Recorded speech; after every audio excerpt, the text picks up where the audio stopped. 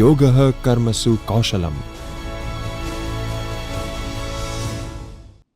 कदम कदम बढ़ाए जा, खुशी के गीत गाए जा, ये जिंदगी है कौम की, तू कौम पे लुटाए जा। तू आगे बढ़ना शेरे हिंद, मरने से तू कभी न डर, उड़ा के दुश्मनों का सर, तुझे कदम बढ़ाए जा, कदम कदम बढ़ाए जा, खुशी के गीत गाए जा। आजाद हिंद फौज का ये नारा, आप सोचते होंगे कि मैंने इस वक्तव्य का प्रारंभ क्यों किया, पर इतिहास में कुछ ऐसी घटनाएं लिखी नहीं जाती है। इतिहास लिखने वालों को कई बार उसे छोड़ देते हैं, कई बार नई ढंग से लिखा जाता। मगर गुजरात के भरूच शहर में लास्ट लेक्चर में मैंने अंबुभाई छोटूभाई पुरानी के बारे में बताया कि उन्होंने गुजरात के अंदर व्यायाम प्रवृत्ति को किस तरह से बढ़ावा दिया। मगर जब गुजरात व्यायाम प्रचारक मंडल का अधिवेशन डॉक्टर हरिप्रसाद देसाई की अध्यक्षता में हुआ, तब वहां पर सुभाष बाबू भी आए थे, उन्होंने भी अपना वक्तव्य दिया। हम आज बात करेंगे कि स्वतंत्रता संग्राम के अंदर किस तरह से व्यायाम प्रवृत्ति को जोड़ा गया और उन व्यायाम वीरों ने आजादी के संग्राम में क्या योगदान दिया। मैं आपसे बात कर रहा हूं हिंदुस्तान का पहला वर्ल्ड हेरिटेज सिटी अहमदाबाद से। मैं उस घर से आपसे संवाद कर रहा हूं जो भी अपने आप में गांधी हेरिटेज साइट। गांधी ने क्या दुनिया को दिया? सत्य, अहिंसा और सत्याग्रह की प्रचंड ताकत। इस शहर ने देश को और दुनिया को महात्मा और सरदार सौंपा। आप सोचते होंगे कि आजादी के संग्राम में इन व्यायाम वीरों ने कैसे अपना योगदान दिया। मुझे वो व्यायाम वीरों का योगदान एक किस्सा याद आता है। विजयी विश्व तिरंगा प्यारा, झंडा ऊंचा रहे हमारा, शान न उसकी जाने पाए। पर आप जानते हैं 100 वर्ष पूर्व अहमदाबाद में 26 दिसंबर 1921 को कांग्रेस के 36 सेशन में हिंदुस्तान का पहला चरखे वाला तिरंगा उस साबरमती नदी के किनारे लहराया गया। मगर जब झंडा सत्याग्रह नागपुर में हुआ, 1923 में नागपुर में झंडा सत्याग्रह हुआ, तब वो झंडा सत्याग्रह में देश भर से लाखों लोग जब पहुंचते थे तो उनको नियंत्रित करना, उनको मार्गदर्शन देना, उनको जो भी इंस्ट्रक्शंस देना, उनको सत्याग्रह की क्या ताकत है, सत्याग्रही का क्या दायित्व है, सत्याग्रही किस तरह से इस सत्याग्रह आंदोलन की भूमिका निभाएगा, वो सारा व्यायाम वीरों ने ही उठाया। तो ये व्यायाम वीरों का काम क्या था? और ये सब राष्ट्रवादी व्यायाम वीर थे। जब बारडोली सत्याग्रह 1928 की साल में सरदार वल्लभ भाई ने शुरू किया, बारडोली सत्याग्रह तो 1922 में भी हुआ था, पर चौरी चौरा का हादसा होने की वजह से वही बारडोली से पूरे देश भर का आंदोलन को विड्रॉ कर दिया गया। जब बारडोली सत्याग्रह के अंदर आप देखेंगे जो नौजवान सत्याग्रही ज्यादातर व्यायाम वीर थे और व्यायाम प्रवृत्ति से जुड़े हुए थे। हम देश के परिप्रेक्ष्य में जब बात करेंगे तो 1857 के बाद से पॉलिटिकल अवेयरनेस बहुत बड़े पैमाने पे हुई। प्राचीन समय से ही हमारे यहाँ व्यायाम का महत्व पहचाना गया है, मगर उस व्यायाम की प्रवृत्ति को राष्ट्रवादी प्रवृत्ति से कैसे जोड़ा गया? खास करके 1905 में जब बंगाल का विभाजन होने के बाद देश भर में बंग भंग आंदोलन शुरू हुआ और स्वदेशी मूवमेंट शुरू हुई। मगर उस स्वदेशी मूवमेंट से पहले अलग अलग पॉलिटिकल ऑर्गेनाइजेशन पूरे देश के अलग अलग विभागों के अंदर बन चुके थे और जिस तरह से प्रोविंशियल कॉन्फ्रेंस होती थी, प्रोविंशियल कांग्रेस का आयोजन होता था और इंडियन नेशनल कांग्रेस के भी अलग अलग सेशन हुआ करते थे, तो वहां पर लोकल तौर के ऊपर जो भी नौजवान उसके आयोजन में जुड़ते थे, वो ऑर्गेनाइजेशन के अंदर जुड़ते थे, वो ज्यादातर सब नेशनलिस्ट एक्टिविटी से जुड़े हुए और खास करके व्यायाम प्रवृत्ति से जुड़े हुए नौजवान हुआ करते थे। 1902 का मैंने लास्ट टाइम जिक्र किया था कि अहमदाबाद के अंदर जब कांग्रेस का सेशन हुआ तब उसके आयोजन के अंदर भी बहुत बड़ी तादाद के अंदर वॉलेंटियर्स के तौर पे स्टूडेंट्स भी जुड़ा करते थे, नौजवान भी जुड़ा करते थे। 1907 सूरत कांग्रेस का पूरा जिम्मा इन नौजवानों के सर पे ही था, पर 1921 के बाद एक सिनारियो चेंज हो जाता है, पूरा अप्रोच चेंज हो जाता है। संगीत का प्रवेश होता है, म्यूजिक नेशनलिस्ट एक्टिविटी में जुड़ता है। और आपको एक चित्र पता है दांडी का, पदयात्रियों के साथ गांधी जी चल रहे हैं तो उनके साथ तानतूरा बजाते हुए नारायण मोरेश्वर खड़े हैं। ये चित्र के साथ आप देखेंगे तो 1921 के अंदर एक सेशन पूरा जुड़ता है, म्यूजिक का, संगीत का अलग विभाग जुड़ता है और सभी लोग उसके अंदर जुड़ते जाते हैं। पर हम ये व्यायाम प्रवृत्ति की जो बात करते हैं उसने किस तरह से आजादी के आंदोलन में अपनी भूमिका निभाई, ये समझना जानना जरूरी है। हमारे यहाँ अखाड़े तो सदियों से हुआ करते थे, मगर वो अखाड़े और जो राष्ट्रवादी प्रवृत्ति से जुड़े हुए अखाड़ों में फर्क था। उसके अंदर कोई भी प्रोफेशन की बात नहीं थी, उसमें समर्पण की बात थी, आत्मसमर्पण की बात थी, देश के लिए बलिदान की बात थी। देश के लिए कुछ करना है, हमको मर मिटना है। मर मिटने के लिए आपको तन से, मन से, हर रीत से मजबूत होना होगा। मैं आपके सामने एक छोटी सी किताब प्रस्तुत करता हूं, गुजराती में है, आरोग्य तननु मननु अने देशनु। ये छोटी सी किताब है। ये किताब करीबन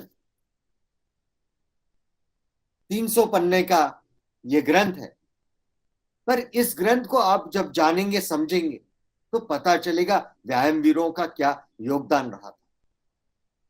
तो सबसे पहले हमको फिजिकल फिट होना है।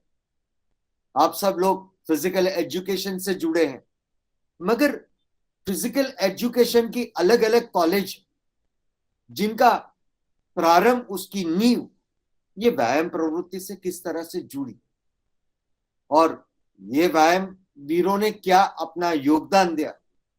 और बापू ने सत्य, अहिंसा और सत्याग्रह की जो ताकत बताई थी कि आपको अपने आप को समर्पित करके आत्म बलिदान दे।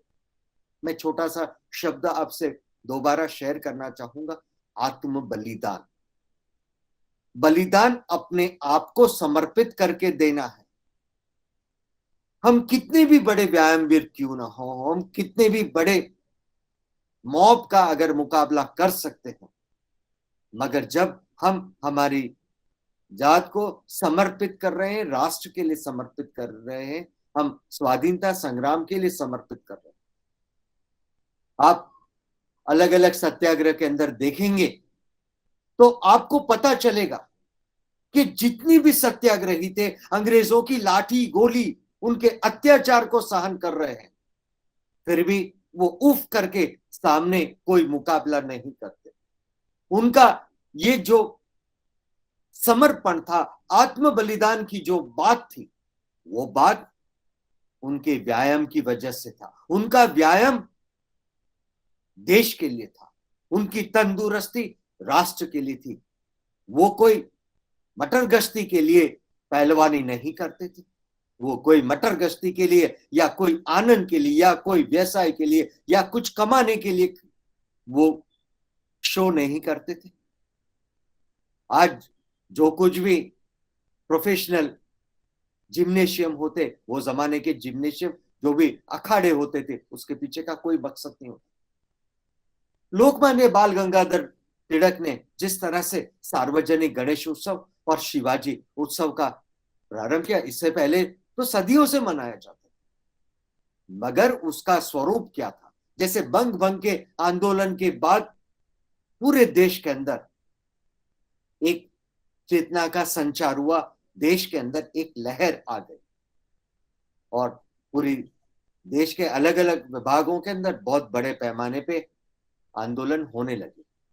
1857 जो हमारा पहला स्वतंत्रता संग्राम था, उसको बलवा कहना, विद्रोह कहना, बगावत कहना, ये तौहीन है उन क्रांतिकारियों के लिए। उन्होंने अपने देश के लिए अपनी जान समर्पित की थी, तन मन धन से, जिन्होंने देश के लिए बलिदान दिया था, कुर्बानी दी थी, उनके लिए ये बहुत गलत बात कहा जाए।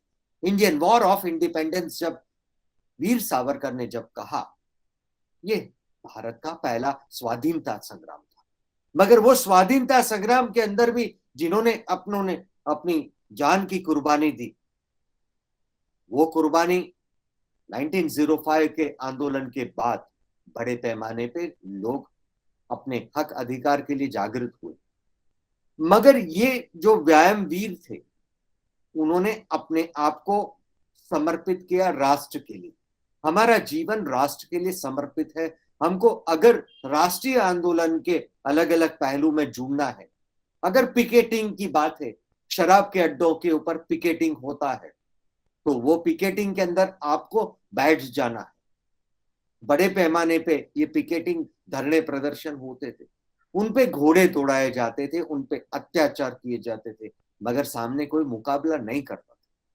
तो ये इंडियन नेशनल कांग्रेस के आयोजन के अंदर जो वॉलेंटियर्स जो एकदम ही समर्पित रहते थे, उनको आदेश दिया जाता था कि आपको इतना करना है।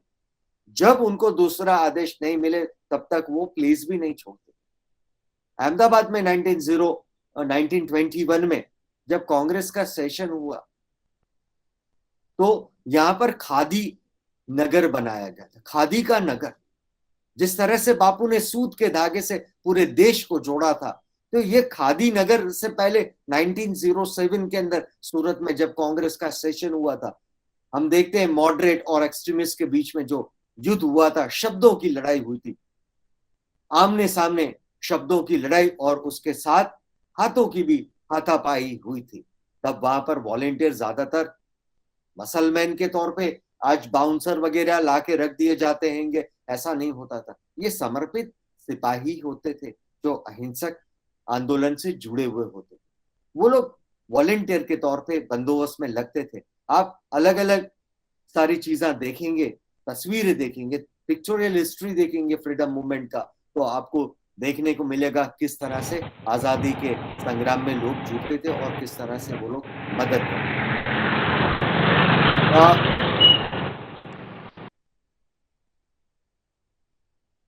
प्लीज अपना माइक बंद करें।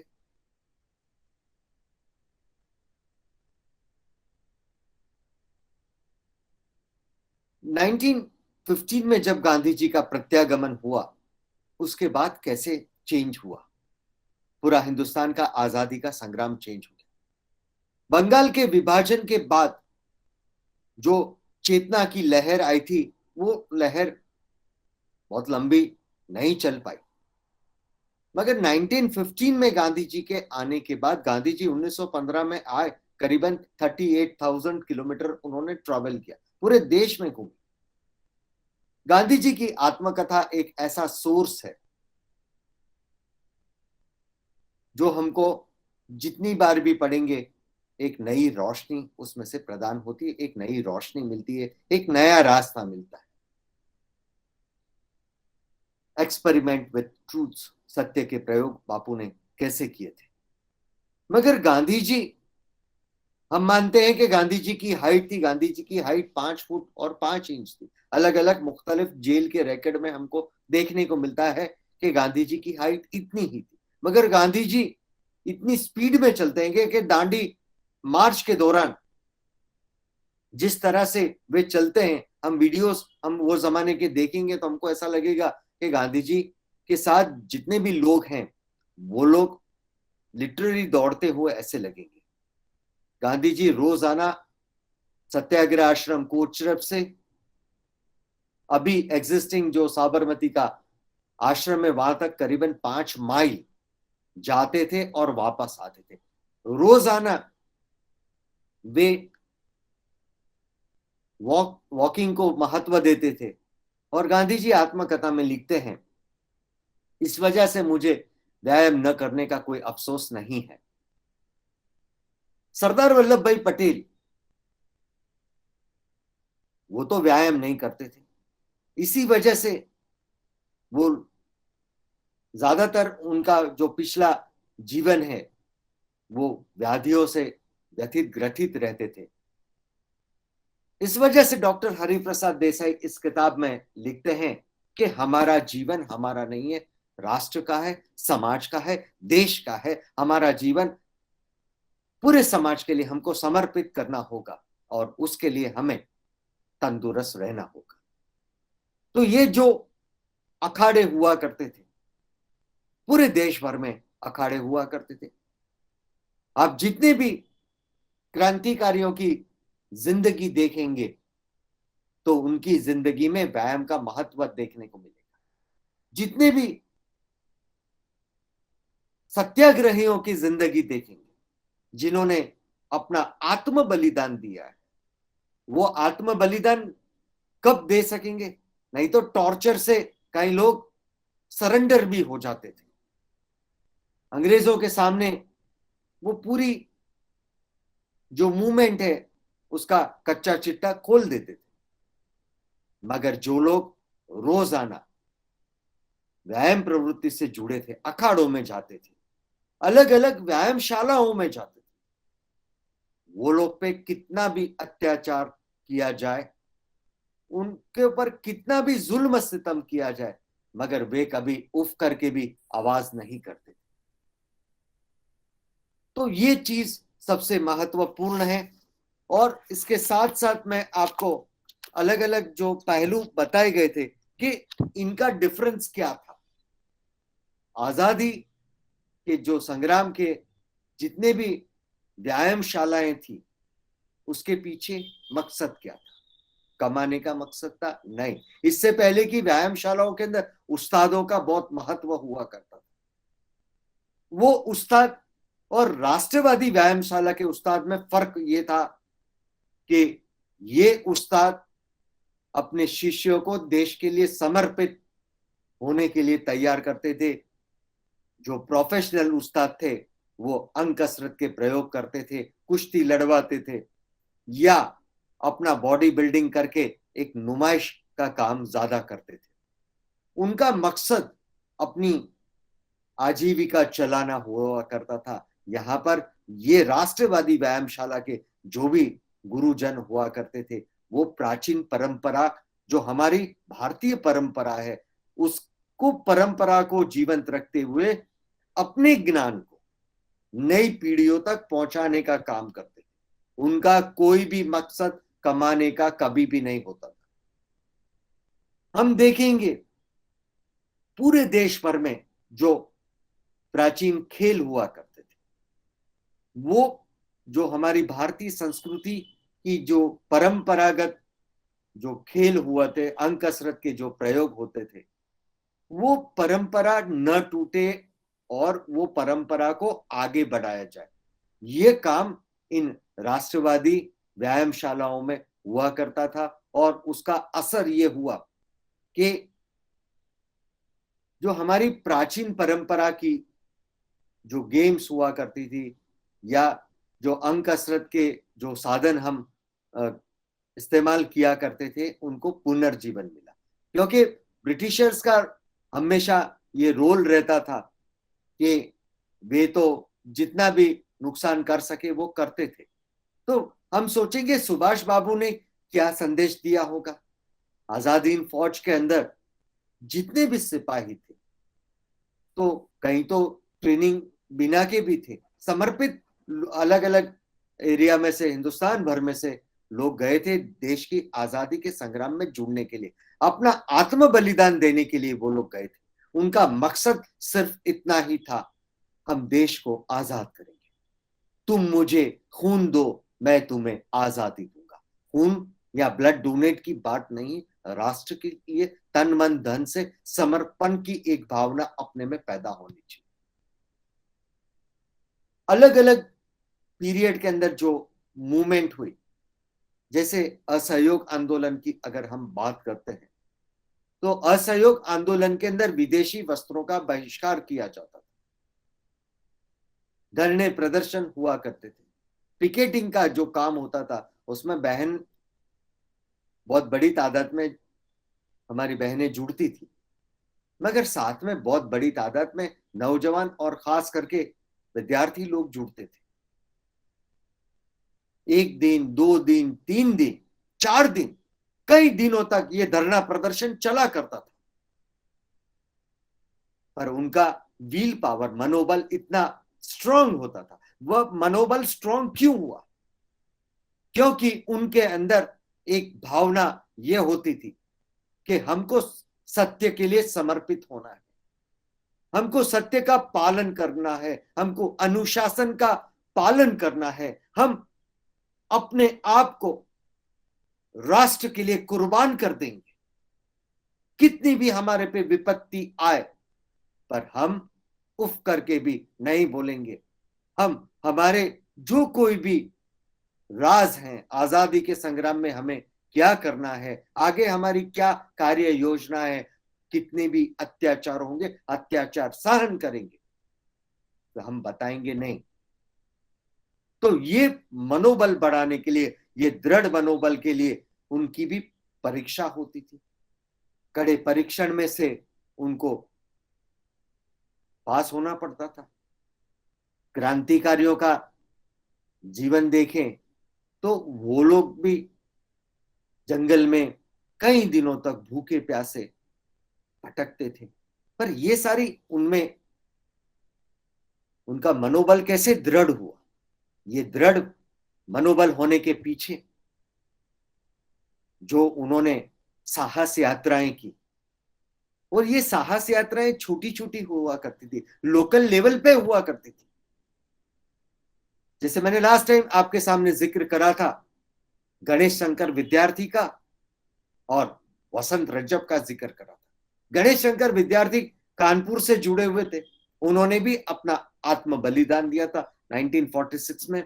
वसंतराव हेगिस्टे और रजब अली लाखानी ने भी आत्म बलिदान दिया। दोनों बहुत बड़े अखाड़ियन थे, बड़े बड़े ग्रुप को उठा उठा के वो फेंक सकते थे। 15-20 लोगों के साथ वो सीधी फाइट करते थे, पर वो बापू के रास्ते पे चलते थे, सरदार के शिष्य थे, सरदार के साथी थे।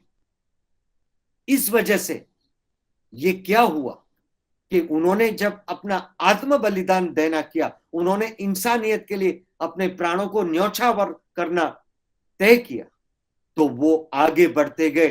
टोला जो मॉब था, वो मॉब उनके ऊपर अत्याचार करता रहा, लाठी मारता रहा, खंजर मारता रहा, और वो आगे बढ़ते रहे। और वो उन्होंने पीछे हट नहीं की, अपने प्राण न्यौछावर जब तक किए नहीं तब तक वो लोग वहीं पर अड़िग रहे। तो ये कैसे हुआ? तो श्रम शिविर हुआ करते थे बहुत बड़े पैमाने पे पूरे देश भर में। जब कोई भी अधिवेशन का आयोजन होता था तो उसमें इवेंट मैनेजमेंट की टीम को नहीं बुलाया जाता, उसमें ये सारे नौजवान लोग जुड़ते थे जो अलग अलग विभाग की व्यायाम प्रवृत्ति से जुड़ते थे। सबसे पहले क्या होता था, सूर्योदय होने से पहले सब अपनी व्यायामशालाओं में पहुंच जाते थे। अगर तन स्वस्थ रहेगा तो मन स्वस्थ रहेगा, मन स्वस्थ रहेगा तो मानसिक संतुलन हमारा बढ़ेगा, और इसी वजह से हम हमारी शिक्षा के अंदर भी अच्छी तरह से अपने आप को जोड़ पाएंगे। मानसिक स्वास्थ्य के लिए व्यायाम का होना बहुत ही आवश्यक है। इसी वजह से जो पूरे देश में एक व्यायाम प्रवृत्ति का एक आंदोलन हुआ, और खास करके एक एनसाइक्लोपीडिया गुजराती में 2 वॉल्यूम में गुजरात व्यायाम प्रचारक मंडल ने तैयार किया। और इस तरह से हम देखेंगे अलग अलग भाषा, प्रांतीय भाषाओं में, क्योंकि प्रांतीय भाषाओं का महत्व 1915 में गांधी जी के आने के बाद हुआ, राष्ट्रभाषा का महत्व हुआ, रीजनल लैंग्वेजेस को गांधी जी ने बहुत ही इंपॉर्टेंस दी, और सभी को कहा कि अपनी मातृभाषा का हम गौरव करें। अपनी मातृभाषा का हम गौरव करेंगे तो हमको राष्ट्र के लिए एक अभिमान होगा, और उसी में से स्वाभिमान की बात आएगी। स्वाभिमान ये कोई ईगो की बात नहीं है, हमारा अपना देश है, हमारे देश के देशवासी हमारे बांधव हैं, हमारे भाई बहन हैं, उनके लिए हम समर्पित रहेंगे। तो ये डॉक्टर हरिप्रसाद देसाई की ये जो किताब है, इसमें उन्होंने पूरी अपनी व्यायाम प्रवृत्ति का जिक्र किया है कि उन्होंने किस तरह से अहमदाबाद शहर को डेवलप करने में भूमिका जो अदा की थी।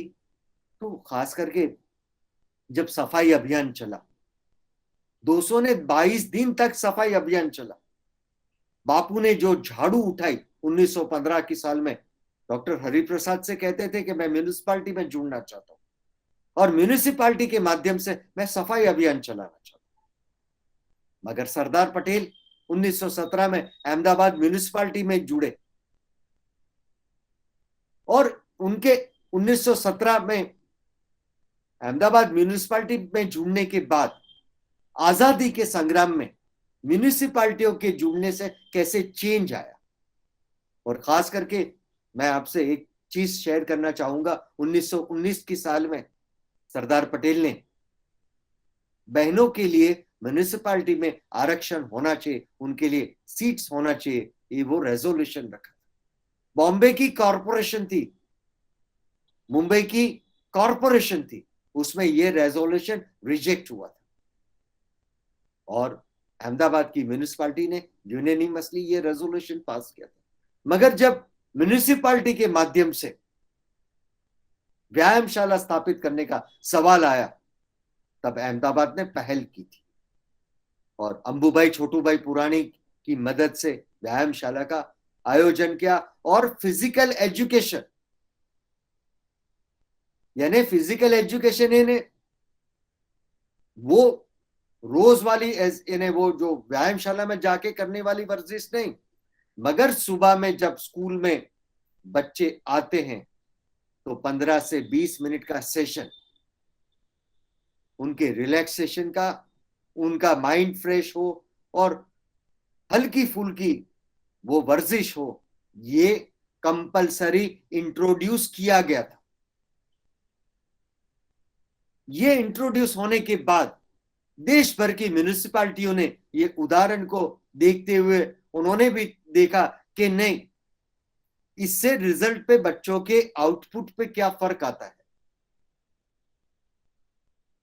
हम देखते हैं सदियों से योग किया जाता है, योगी समाधि लेते हैं कई दिनों तक, वे अपने शरीर को शिथिल करते हुए अपनी पूरी क्रिया को वो एकदम निस्तेज करते हुए समाधि के अंदर रह सकते हैं। तो उसका असर उनके पूरे मस्तिष्क पे, उनके मानस पे, उनके कार्य के ऊपर पूरा आता है। तो ये बच्चों के ऊपर इसका क्या असर होता है। एक्सरसाइज जो रूटीन एक्सरसाइज है, फिजिकल फिटनेस के लिए क्या असर आता है और इन प्रैक्टिस का असर नेशनलिस्ट एक्टिविटी पे कैसे आता है। जैसे गुजरात विद्यापीठ 100 साल हो गए, मगर चरखे का इस्तेमाल करते थे। चरखा भी अपने आप में एक एक्सरसाइज ही है। वो एक एक्सरसाइज की वजह से क्या होता है, मानसिक एकाग्रता भी आती, आपका पूरा फोकस चरखे की ओर रहता है, धागे की ओर रहता है और मूवमेंट की वजह से, हाथ की मूवमेंट की वजह से पूरा आपका शरीर के अंदर भी रक्त का संचार होता है। पहले ट्यूबरक्लोसिस, टीबी की बीमारी होती थी, सैनिटोरियम में भेज देते थे, मगर वहां पर खास करके कहा जाता था कि पतंग चढ़ाइए। कभी अहमदाबाद आना मकर संक्रांति पे, क्या आनंद लेते हैं। न बूढ़ा, न बूढ़ी, न बच्चा, न जवान, कोई भेद नहीं रहता, कोई धर्म का भेद नहीं रहता, सभी लोग मिलके पतंग का आनंद लेते। इस कोविड की महामारी में सबको ऑक्सीजन की महत्ता समझाई, सबको पता चला कि नहीं, हमको सुबह में मुफ्त में मिलने वाला विटामिन डी लेना चाहिए। सब लोग हेल्थ कॉन्शियस हुए।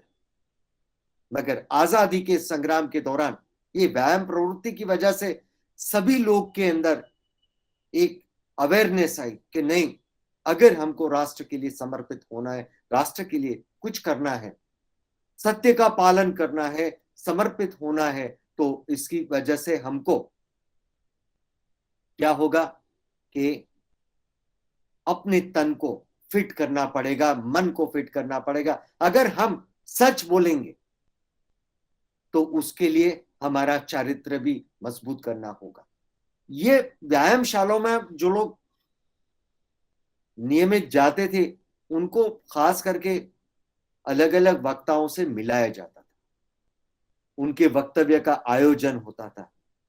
और आज तो हम वर्चुअल माध्यम से, मैं अहमदाबाद में बैठा हूं, आप लोग देश के विभिन्न भागों में बैठे हैं, और हम इस टेक्नोलॉजी के माध्यम से एक दूसरे से संवाद कर रहे हैं। तो ये व्यायामशालाओं में देश भर के जो तज्ञ आते थे, सभी व्यायामशाला एक दूसरे के संपर्क में रहते थे। जैसे बंगाल के व्यायामवीर बड़ी तादाद में अहमदाबाद में रोजी रोटी की तलाश में आए थे, तो उन्होंने यहाँ के व्यायाम वीरों को अपने अलग अलग कर्तव्य बताए, अंग कसरत के प्रयोग बताए, उनकी एक्सरसाइज बताई। और प्रोफेसर अरविंद घोष उनकी प्रेरणा से, अंबुभाई छोटूभाई पुरानी, उन्होंने पूरे गुजरात के अंदर एक व्यायाम प्रवृत्ति को अलग ही नेशनलिस्ट अप्रोच दिया। उनकी जो भी व्यायामशालाएं थी पूरे देश भर के अंदर आगे फैलने लगी, और उसी का मकसद यही हुआ करता था कि हमको हमारे देश के लिए कैसे समर्पित करना है और इसके साथ साथ हमको कैसे आगे बढ़ना है। मैं एक और आपके सामने एक ग्रंथ गुजराती में प्रस्तुत करना चाहूंगा, पारसी विरलाओ।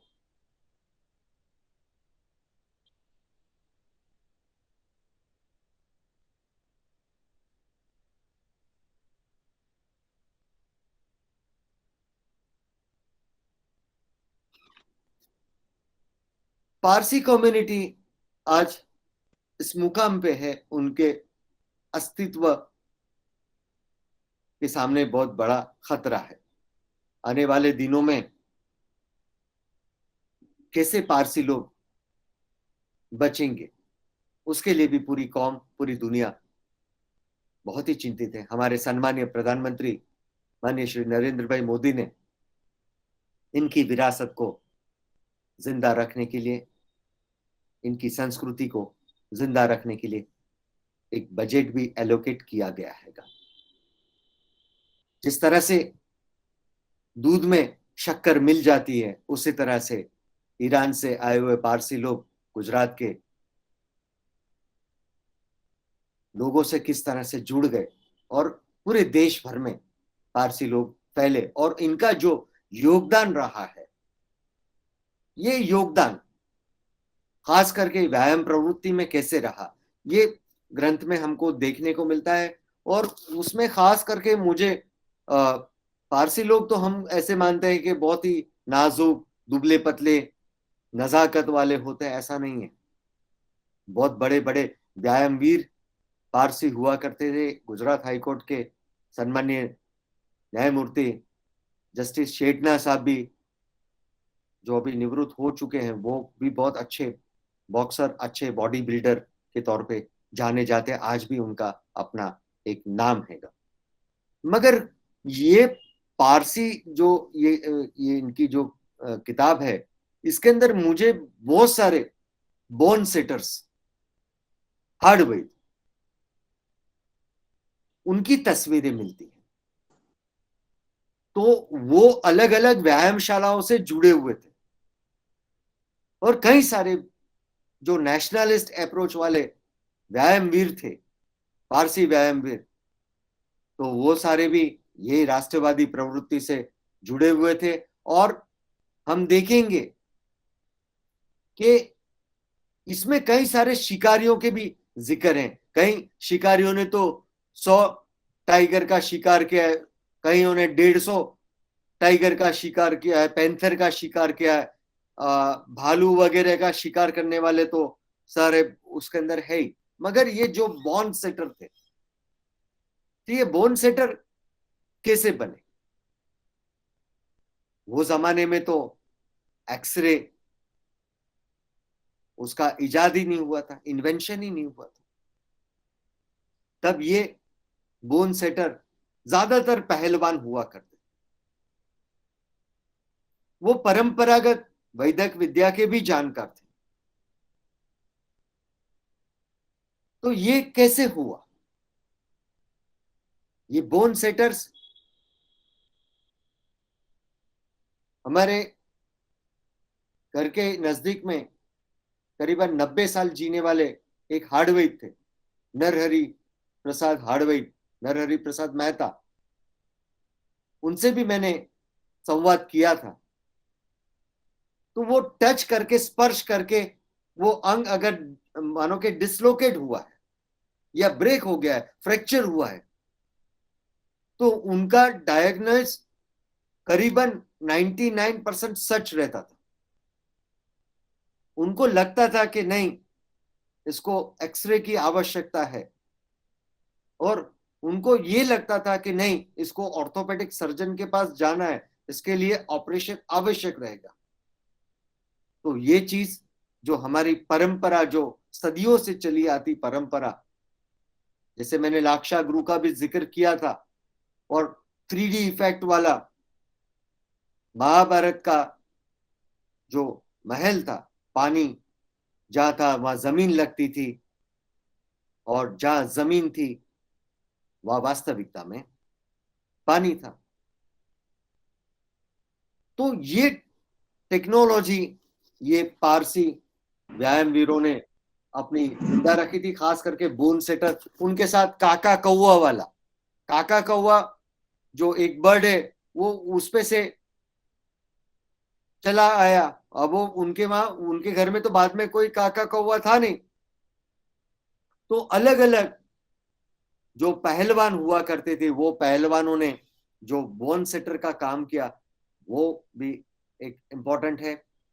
गामा पहलवान, उन्होंने रशिया के पहलवान को इंटरनेशनल कॉन्फ्रेंस में हरा दिया था कुश्ती के अंदर। उन्होंने जो बहुत बड़ा एक पत्थर, जो स्लैब कह सकते, बड़ौदा म्यूजियम के अंदर रिसेंटली मुझे देखने का मौका मिला। मैं भी अचंभित हुआ कि हम 3 लोग भी उसको अपने हाथ जोड़ के पकड़ ना सके, इतना बड़ा स्टोन एक व्यक्ति ने कैसे उठाया होगा। करीबन 300 किलो का वो पत्थर एक व्यक्ति ने कैसे उठाया होगा। वहां पर उसका डिस्क्रिप्शन भी दिया था। मगर इन सबको जो हमारी देसी राज्य थे, भारतीय जो नेटिव स्टेट्स थे, उनके राजाओं की तरफ से भी संरक्षण मिलता था। अलग अलग जो भारतीय राजा हुआ करते थे, वो लोग भी इन प्रवृत्ति को प्रोत्साहन देते थे। उनके संरक्षण और संवर्धन की वजह से ये प्रवृत्ति फूली फाली थी, और उनका मकसद सिर्फ राष्ट्र के लिए समर्पित होना था। बापू चाहते थे कि हमारा नौजवान देश के लिए समर्पित हो, और उसके लिए समर्पण भावना कब आएगी? जब आप व्यायाम के लिए अपना वक्त देंगे। ये व्यायामशालाओं में जो लोग जुड़ते थे, उनका शेड्यूल सुबह से लेकर रात तक का रहता था। वो आज जो अजीब सा प्रोटीन वगैरह जो यूज किया जाता है, वो ऐसा कुछ भी नहीं करते। वो लोग नेचुरल फूड, आहार विहार वाणी और वर्तन, उस पे जोर दिया जाता है। उनका पूरा जो भी फूड हुआ करता था, नेचुरल फूड। ज्यादातर सभी लोग गाय के दूध को ही प्रेफर करते थे, और तन मन से आप तंदुरुस्त रहेंगे तभी आप राष्ट्र के लिए समर्पित हो पाएंगे। अलग अलग हमको जो उनके वक्तव्य में देखने को मिलता हैगा, उसमें ये हैगा कि ये जो संस्थाएं होती थी, व्यायामशालाएं, वो मोनोटोनस नहीं होती थी। वो जीवंत रहती थी। उनकी जीवंतता एक ऊर्जा पैदा करती थी और उसमें से ऊर्जावान राष्ट्रभक्त निकलते थे, देश के लिए समर्पित। मोनोटोनस कब संस्था हो जाती? जब उसके अंदर अनुशासन के नाम पे ऐसे नीति नियम थोपे जाते, और इन सब संस्थाओं का पूरा संचालन डेमोक्रेटिक वे से होता था। जिस तरह से अनंत शक्ति है, झरना बहता ही रहता है, समंदर बहता ही रहता है, उसके अंदर पानी कभी भी खत्म नहीं होता। तो ऐसे ऊर्जावान नौजवान को करना, तैयार करना इनका मकसद रहता था। और इसी वजह से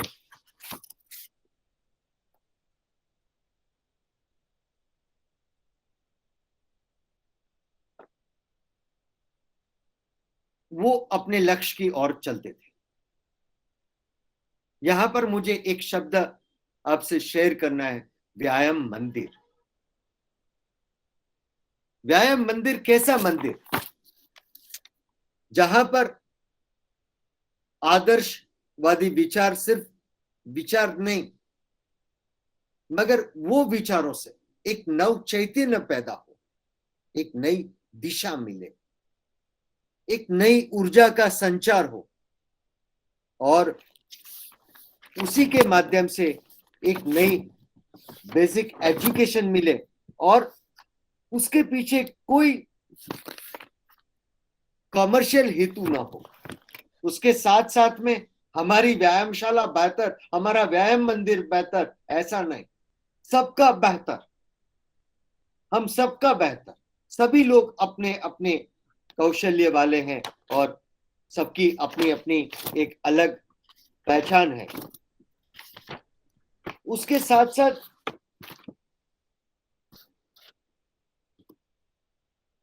फिजिकल एजुकेशन के साथ साथ चारित्र्य का भी घड़तर करना, वो ये था। आज की स्कूल कॉलेजेस में अब देखें, वर्तमान परिप्रेक्ष्य की बात हम करें तो उसके पीछे कमर्शियल मकसद रहता है, प्रोफेशनल। पर वो जमाने की जितनी भी फिजिकल एजुकेशन से जुड़ी हुई संस्थाएं हैं, मैं 47 पहले की बात करता हूं,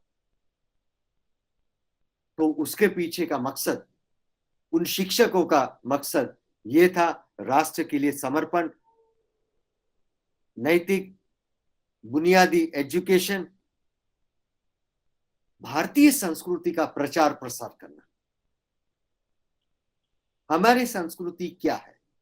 यूनानो मिस्रो रूमा सब मिट गए जहां से, अब तक मगर है बाकी नामो निशा हमारा।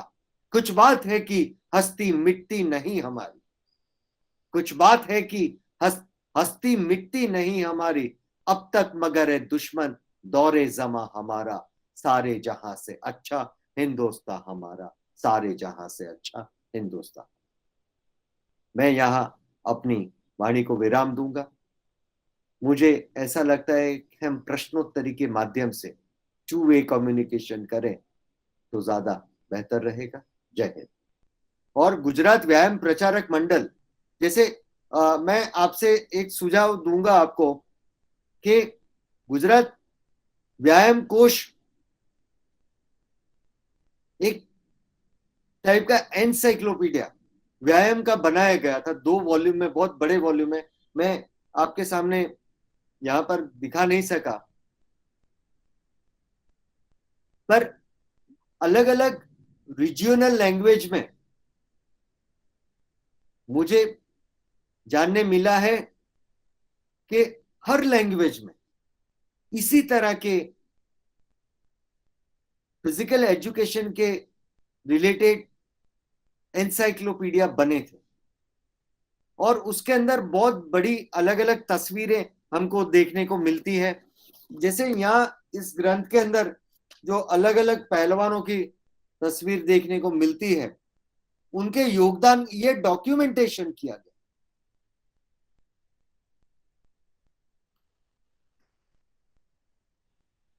Yes, sir.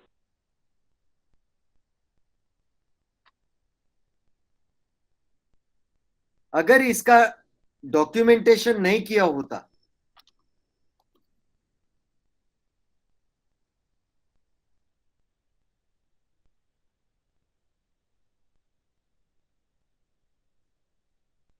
तो मैं आपसे ये सारी इंफॉर्मेशन कैसे शेयर कर पाता। तो हमें चाहिए कि अलग अलग जो रीजनल लैंग्वेज में, खास करके आर्काइव्स में, आप जहां भी हैं, हर जगह का अपना लोकल हिस्ट्री है। आप पहले अपना लोकल हिस्ट्री, अपने रूट्स को जानें। हमारे यहाँ पर अलग अलग पीरियड में क्या व्यायामशालाएं थी। जैसे जैसे अहमदाबाद का प्रीतम नगर अखाड़ा है, तो वो अखाड़ा अंबुभाई छोटू भाई की प्रेरणा से बना था, मगर डॉक्टर हरिप्रसाद देसाई के भाई प्रीतम राय व्रजराय देसाई, ये गांधी जी के बारे में, गांधी जी अहमदाबाद म्यूनिसिपालिटी के सदस्य होना चाहते, इसका जिक्र इनकी बुक में है, ये किताब में है। मगर इसका क्रॉस रेफरेंस हमको 1924 में जब गांधी जी जेल में से छूटे और अहमदाबाद म्यूनिसिपालिटी ने उनका सम्मान किया, तब उन्होंने कहा कि मैं म्यूनिसिपालिटी का सदस्य होना चाहता था, और मैंने ही डॉक्टर हरिप्रसाद से कहा था कि आपके क्लिनिक के बाहर मेरा बैरिस्टर M.K. गांधी बोर्ड लगा दो और मैं अहमदाबाद के बाहर में अपने आप को एनरोल करा दूंगा, जिससे मैं म्यूनिसिपालिटी का वोटर बन जाऊंगा और मैं बाद में चुनाव लड़के म्यूनिसिपालिटी में जुड़ूंगा।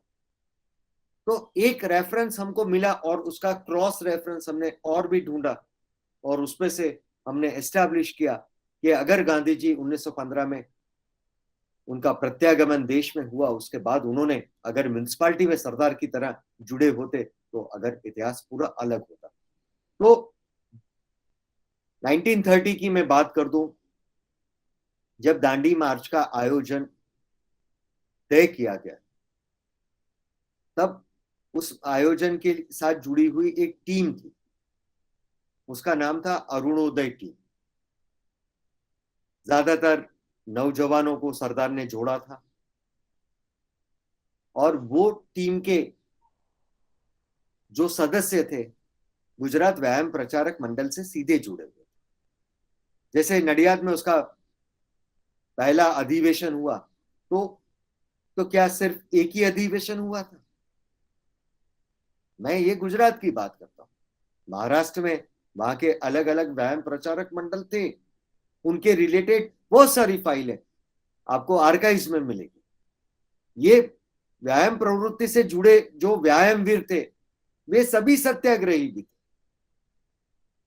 किस आंदोलन के अंदर कौन सा व्यायामवीर, उनको कितनी सजा हुई, उन्होंने क्या रोल अदा किया, ये जानना समझना होगा। हमारा इतिहास, उसकी जो मिसिंग लिंक्स है, खुटती जो कड़ियां हैं, उसको जोड़ना होगा।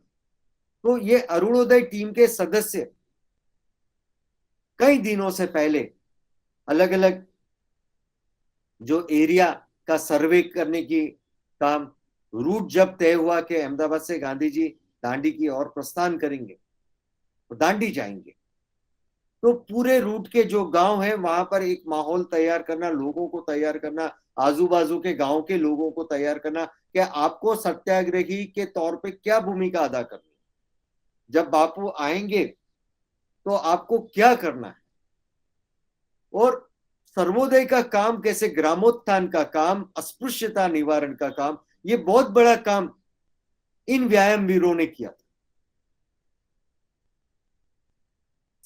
समाज की जो बदियां हैं, वो बदियां कैसे दूर होगी, और सबसे बड़ा जो कलंक है, समाज का कलंक है, वो निरक्षरता है। वो निरक्षरता को दूर करने का काम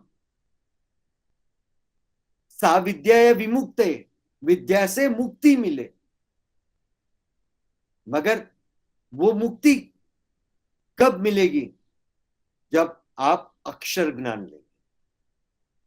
अक्षर ज्ञान देने का सबसे बड़ा काम इन व्यायाम वीरों ने किया। क्विट इंडिया मूवमेंट के अंदर आप देखेंगे तो ज्यादातर सभी लोग अपने अपने लीडर बन के निकल गएंगे, क्योंकि मेन लीडर्स को तो सबको जेल में पोड़ दिया। आखिरी आंदोलन था, करेंगे या मरेंगे, डू और डाई।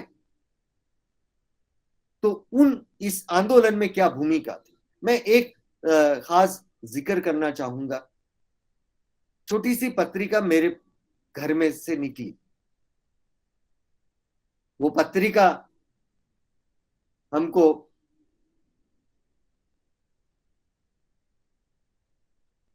नाइनटीन 1935 में सरदार ने डिजीज कंट्रोल की क्या भूमिका अदा की उसके बारे में बताती।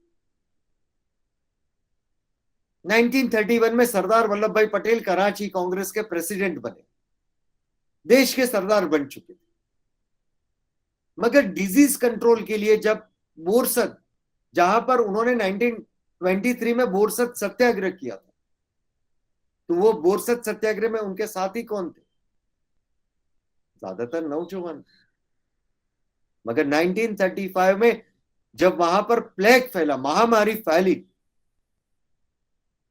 तब डिजीज कंट्रोल के लिए जो वॉलंटियर स्वयं सेवक जुड़े, वो सारे फिजिकल फिट थे। और हॉपकिंस इंस्टीट्यूट, जो हिंदुस्तान की सबसे पहली वायरोलॉजिकल इंस्टीट्यूट है, वहां प्लेग रिसर्च सबसे पहले शुरू हुआ था। प्लेग की वैक्सीन भी उधर बनी गई थी।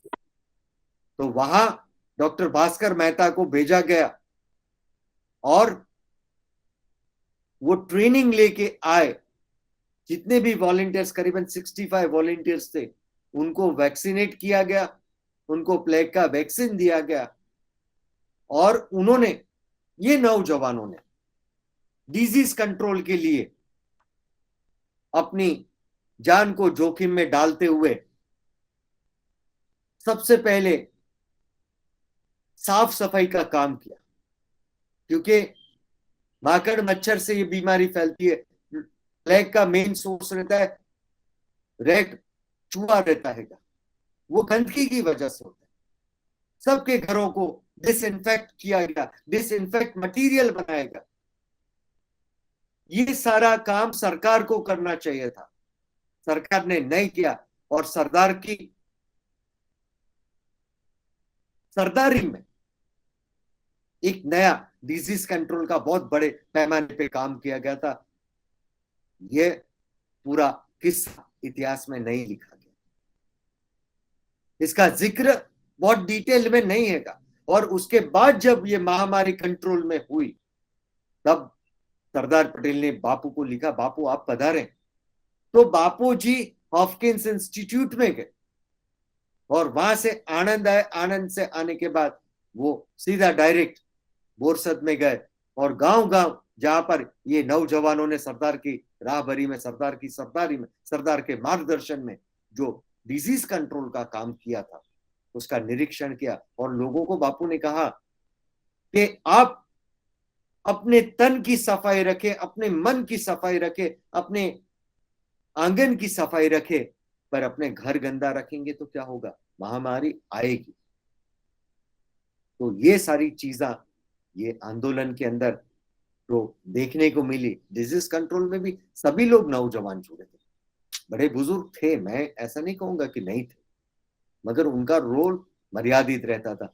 मेन जो बैटल फील्ड में जो उतरते थे, सीधा वॉर के लिए, यानी साफ सफाई के लिए जो उतरते थे, सीधा लोगों के साथ जुड़ते थे, लोगों से कनेक्ट होते थे, वो नौजवान थे। Next question. हेलो जी। हाँ सर, स्वतंत्र संग्राम का आपका जो आज का टॉपिक था, बहुत ही सुंदर टॉपिक आपने बताया है। हमारे महाराष्ट्र में भी जैसे अमरावती में हनुमान व्यायाम प्रसारक मंडल है, वो भी बहुत पुराना है। जैसे कोल्हापुर में भी कुछ व्यायामशाला है बहुत पुरानी, उनका भी स्वतंत्र संग्राम में बहुत बड़ा योगदान है। जैसे कि साहू महाराज का जो योगदान है स्वतंत्र में, वो व्यायामशाला के उद्देश्य से उन्होंने वो बनाया था। तो इसके बारे में अगर आपको थोड़ा कुछ मालूम रहेगा तो आप बता सकते हैं क्या? और जैसे मैंने लोकमान्य बाल गंगाधर तिलक पे भी काम किया था। मैंने गुजराती में महात्मा गांधी और तिलक का क्या साम्यता थी, क्या विविधता थी, उसको डॉक्यूमेंट के माध्यम से दर्शाने का प्रयास किया था। और उसी तरह से सरदार वल्लभ भाई पटेल, उनके भाषणों में, उनके वक्तव्य में आपको लोकमान्य तिलक का ही एक रिफ्लेक्शन मिलेगा। वही पंच लाइन जो तिलक महाराज ने मराठी में उच्चारी थी, वही आपको पंच लाइन सरदार के बारडोली के संग्राम के वक्तव्य में देखने को मिलेगा।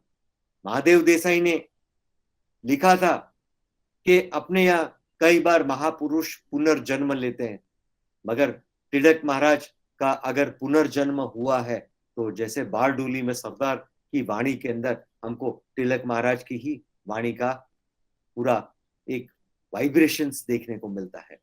मैंने जिक्र किया कि जिस तरह से लोकमान्य तिलक ने सार्वजनिक गणेश महोत्सव और शिवाजी महोत्सव का प्रारंभ किया था, तो ये हमारे यहाँ अहमदाबाद के अंदर सबसे बड़ा उत्सव होता है, वो होता है रथ यात्रा का। तो रथ यात्रा के साथ ये अलग अलग व्यायामशालाएं भी जुड़ी हुई, और उसी तरह से मोहर्रम का उत्सव, क्योंकि लोकमान्य तिलक ने देखा कि हमारे उत्सवों में क्या होता है, बहुत बड़ी तादाद में लोग इकट्ठा होते हैं, तो उनके सामने हम हमारी आजादी की बात करें, हम उनके सामने कैसे अपना आचरण सुधारे, नेशनलिस्ट अप्रोच कैसे लाए, हम स्वाधीनता संग्राम में लोगों का किस तरह से कनेक्टिविटी बढ़े, लोग कैसे जुड़े, उसको जोड़ने के लिए एक उन्होंने पूरा जो लिंक किया था। तो ये रथ यात्रा के अंदर भी हमको ये अलग अलग व्यायामशाला के जो व्यायाम वीर हुआ करते थे, वो अंग कसरत के प्रयोग करते थे, और उसका माध्यम डेमोन्स्ट्रेशन नहीं होता था।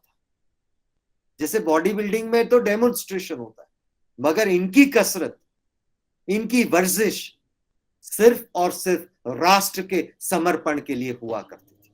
तो मैंने कहा कि जैसे आपने कहा कि हमारी शहर के अंदर ये है, मैं तो ये बोलता हूं पहले अपना लोकल हिस्ट्री जाने, स्थानिक इतिहास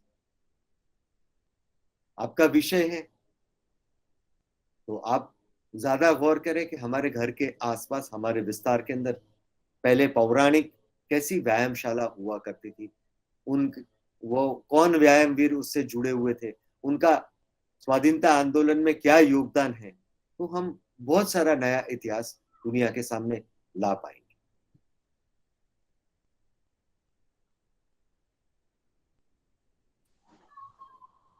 हेलो, नमस्कार सर। नमस्ते। सर, आपका जो वक्तव्य रहा आज का, उसके अधीन कोई प्रश्न नहीं है, पर एक विचार आया सुनते सुनते, तो वो शेयर करना चाहूंगा अगर आप परमिशन दें।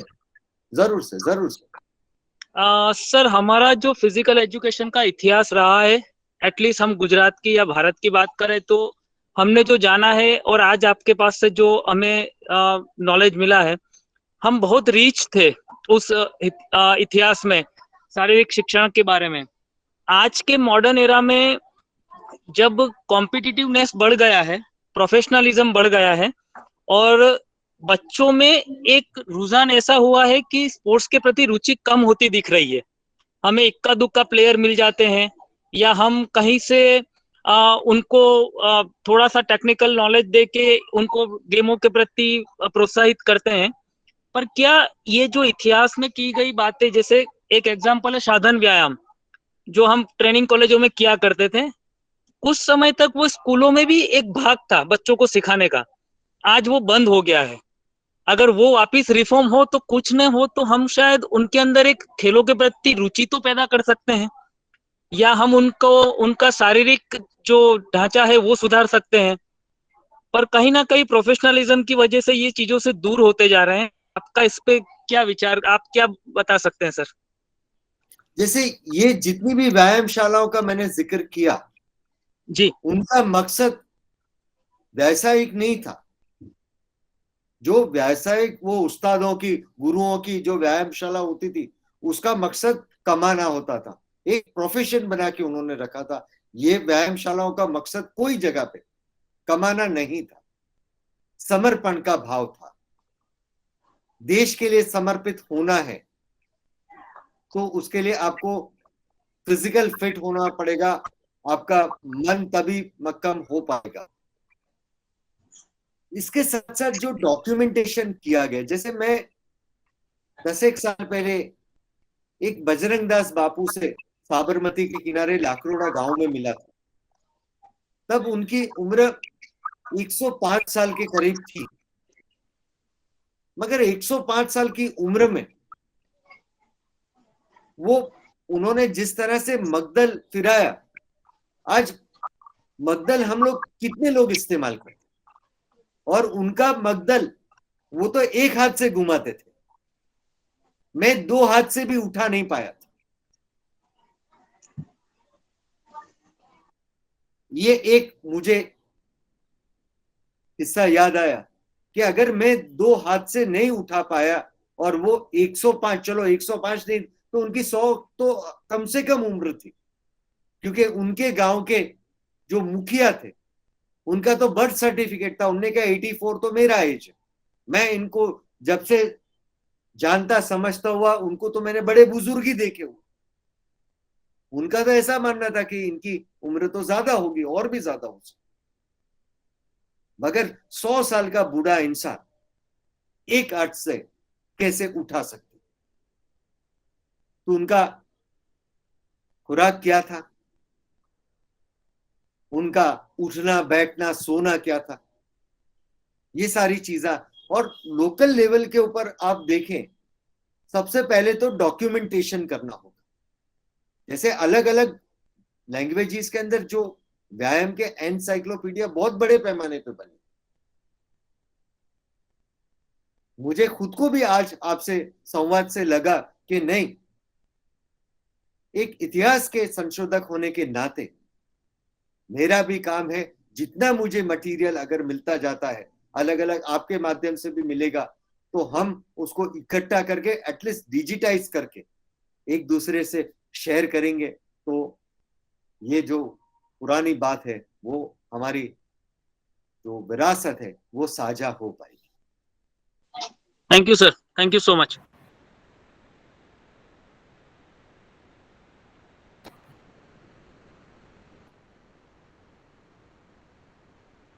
नमस्कार सर जी। नमस्ते। नमस्ते सर, अभी आपने बहुत ही अच्छा टॉपिक पर डिस्कशन किया। मैं सर, अभी आपने कहा कि आपको भी डेटा कलेक्ट करना है, तो ये डेटा मैं शेयर करना चाहूँगा।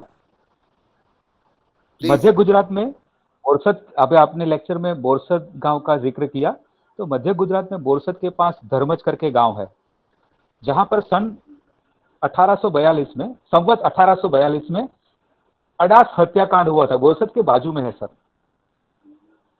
अडास, जहां पर ये हत्याकांड हुआ था। बड़ौदा से Ahmedabad, 1942 quit India movement, Golibar हुआ था। यस यस यस, वहां पर 4 नौयुवान शहीद हुए थे, जिनमें से मैं एक युवा, हैया सर, यहाँ तो एक युवा जहां पर शहीद हुआ था, मैं उस गांव का और उन्हीं के क्लब का, उन्हीं के व्यायामशाला अखाड़ा का मैं खिलाड़ी रह चुका हूं। और आपके ये लेक्चर से ये हम रिफ्रेश हो गए, तरोताजा हो गए। Thank you sir. धन्यवाद, बहुत खुशी हुई आपने अपने रूट्स को जाना समझा। मैंने सबसे पहले कहा कि लोकल हिस्ट्री, हम हमारे रूट्स को जानेंगे। जैसे मैंने कहा कि मेरा अपना खुद का घर भी गांधी हेरिटेज साइट है। बापू का सत्याग्रह आश्रम कोचरब से सिर्फ 200 मीटर्स दूर है। गांधी जी 1915 में आए, उससे पहले मेरे ग्रैंडफादर यहाँ पर आ चुके थे। मेरा बच्चा भी वो कोचरब आश्रम में ही खेलने के लिए जाता था। उसको गांधी जी के आश्रम का हर कोना पता है। उसको पता है कि यहाँ पर बापू जी बैठा करते थे, यहाँ बा का किचन हुआ करता था। तो हम हमारी नई पीढ़ी को भी अगर उसके अंदर जोड़ेंगे तो नेचुरली उनका इंटरेस्ट जागेगा।